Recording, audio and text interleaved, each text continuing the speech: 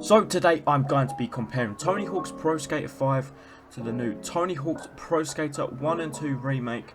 I'm going to show you why Pro Skater 5 sucks so much arse and why Pro Skater 1 and 2 are actually going to be good. People are scared that Tony Hawk's Pro Skater 1 and 2 are going to turn out like Pro Skater 5 did, but I'm going to show you why this is not going to happen and how this gameplay is actually really good in this new game. So firstly, I'm going to tell you everything wrong about the Pro Skater 5 gameplay and why it just didn't work at all. So firstly, everything just looks clunky and nothing looks smooth and natural. Like a lot of the games, like the older ones, look so much more natural than this one, which came out on the PS4 and Xbox One. Secondly, they had this feature which was called slam, and basically you couldn't even turn this off, keep in mind. And it would be when you tried to grind, it would slam your character down so you try and catch the rail. But the problem with this is half the time you wouldn't catch the rail, and sometimes you just hit it and you'd explode, and sometimes you wouldn't even hit it at all.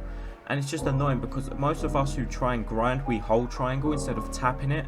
So this feature just made the gameplay 10 times more annoying. So the next thing that annoyed me was the special meter. In every other game, the special meter would go up when you'd be doing tricks, and then you could do special tricks when it's full, and the bar would slowly go down, but if you kept doing tricks, it would go back up and you'd be able to keep using it until it was empty.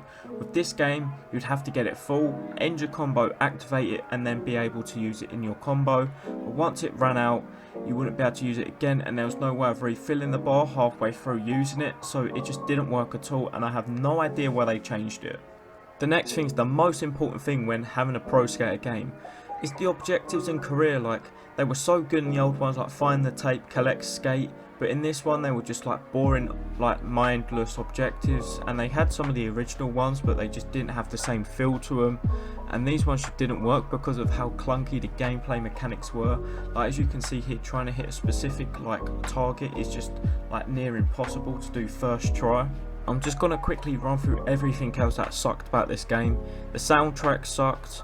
The created character sucks. Like, how could you change it from the original? Like, you could only put body parts of different characters on. Like, you didn't have like the full freedom like the other games. Like, the game graphics just look so bad. Like, you wouldn't think this was on PS4 or Xbox One. I just think this game sucks so much overall. Now I'm going to show you why Pro Skater 1 and 2 remake is actually really good compared to this. They've managed to capture what actually made the Pro Skater 1 and 2 games so good in the first place, and they've done everything right about this game with a few added things which just make it even better. Firstly, the graphics and the lighting are just so much better. Like, they've done light and you can see all the little added details with the graffiti and stuff, and it just makes everything feel so much more lifelike. For me personally, this gameplay feels like all the older ones, like all the Pro Skaters and like the underground games, like combined in one, and it just has such a good feeling to it. Like, when you watch this gameplay, you know it's a good Tony Hawk's game.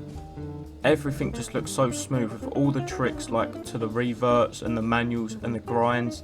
It just looks so well done, and they've actually put a lot of time into the gameplay. Gameplay aside, they have got everything back, like all the old objectives in the career mode, which everyone loved. I didn't think they needed to change this at all, so I'm glad they've kept all the original ones.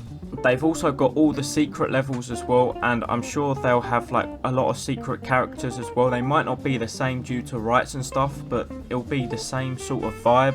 They've also tried to get like all the original soundtracks. They couldn't get all the original ones, but they have got a lot of the classic ones. They haven't confirmed everything yet, but I'm sure with time they will confirm which ones are.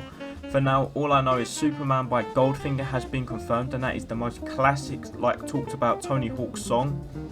They've even brought online multiplayer. I didn't know if they were going to do this, but in the trailer it confirms there is online multiplayer, and there will be like new competitive modes, and I hope they keep some of the classic competitive modes which I used to play on American Wasteland.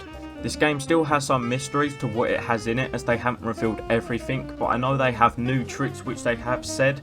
They haven't actually given us a trick list yet, but I'm sure with time they will tell us what they'll be. They have also said they've got the classic Creator Skater mode back, and they've also got Creator Park, which as a kid I actually loved going in and like making like weird parks and stuff, so I'm so happy they brought that back.